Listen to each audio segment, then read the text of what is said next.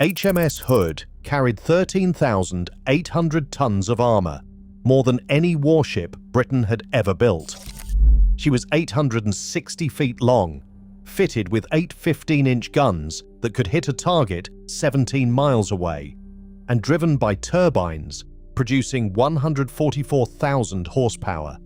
She was the largest warship in the world for 20 years. On the morning of the 24th of May, 1941, a single shell found a gap in that armour, and she sank in 3 minutes. So, why did the shipbuilders who designed her protection already know, before she was even commissioned, that the gap was there?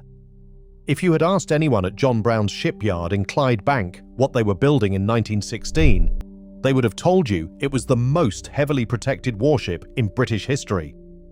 They were not wrong. They had no idea it was not enough.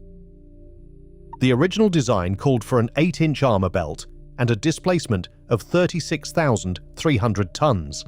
Then, on May the 31st, 1916, the Battle of Jutland happened.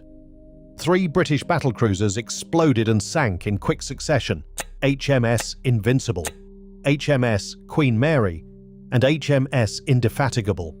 German shells had punched through their thin deck armour, reached the magazines, and detonated hundreds of tons of cordite. Over 3,000 men died in those 3 explosions. The Admiralty looked at the drawings for their new battlecruiser and added 5,000 tons of armour.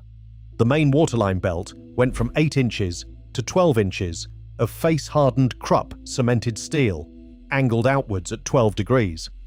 The barbettes protecting the gun turrets increased to 12 inches.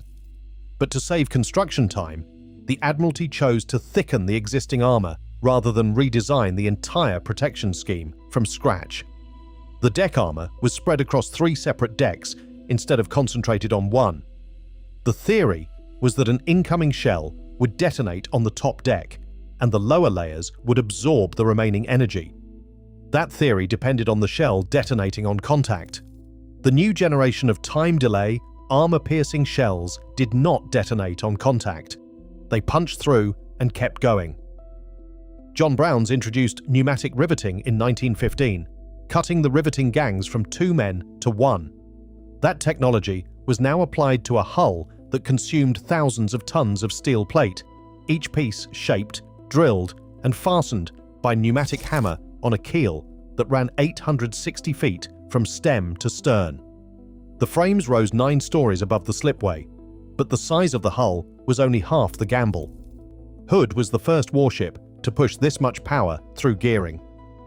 4 Brown Curtis turbine sets, each driving a 20-ton manganese bronze propeller through 300 feet of shafting, transmitted 36,000 horsepower per shaft through single reduction gears at 210 revolutions per minute.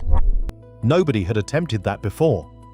If the gearing failed under load, 4 years of construction would be sitting dead in the water. 24 Yarrow small tube boilers, oil-fired and split across 4 boiler rooms, fed steam to those turbines through 19-inch bore pipes running along both sides of the hull. The total weight of the machinery exceeded 5,000 tons. 30 auxiliary machinery rooms held dynamos, pumps, and around 360 electric motors. The guns sat in 4 twin turrets, each one weighing 900 tons. Each 15-inch barrel weighed 100 tons. The shells left the muzzle at 1,670 miles per hour. All 8 guns could be controlled and fired from a single station at the top of the mast. Then came the tests that should have stopped everything. Late in the construction process, the Admiralty ran live firing trials using the new 15-inch armour-piercing capped shell against a mock-up of Hood's own protection. The results were clear.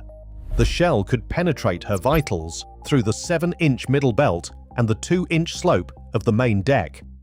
The compromise they had chosen in 1916, thickening old armour instead of designing new, had left a path straight to the magazines. They added 3-inch plating over the magazine slopes and removed 4 of the 5.5-inch guns to compensate for the weight. It was a patch, not a fix. The extra armour had another consequence. Hood sat 4 feet deeper in the water than planned. At speed, waves washed over her quarterdeck and flooded into the crew spaces through ventilation shafts. The men who served aboard her called her the largest submarine in the Navy. On 22 August 1918, Lady Hood launched the ship into the Clyde.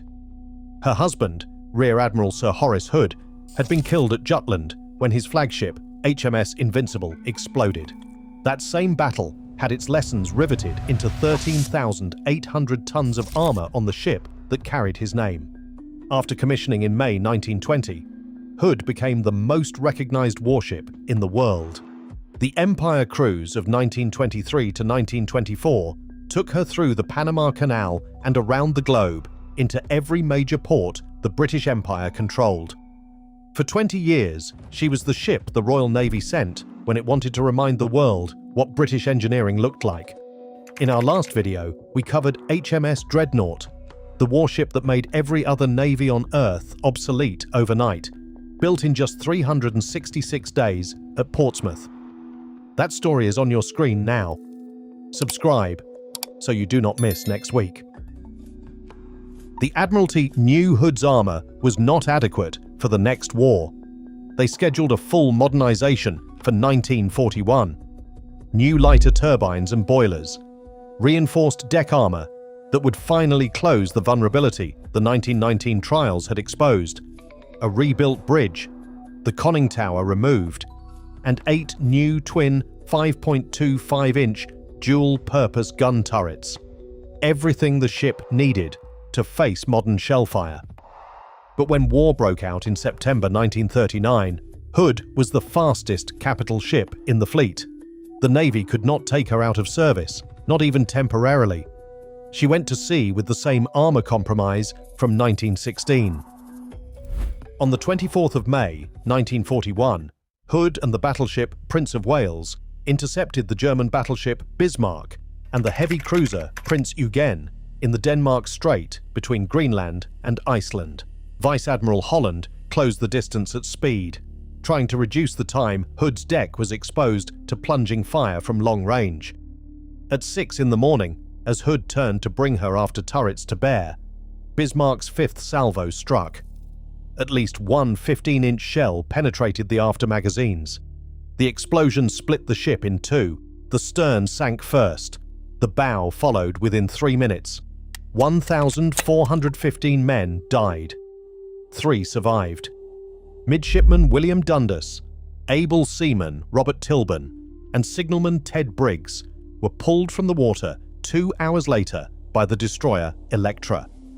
It was the single worst loss of life the Royal Navy suffered in the Second World War. The machines that John Browns built into HMS Hood were not what failed. The turbines produced 151,000 horsepower on trials, 7,000 above specification. The guns performed exactly as designed. The hull held together through 20 years of hard service and a circumnavigation of the globe. What failed was a decision made on a drawing board in 1916, when the Admiralty chose to patch existing armour rather than redesign the protection from the ground up.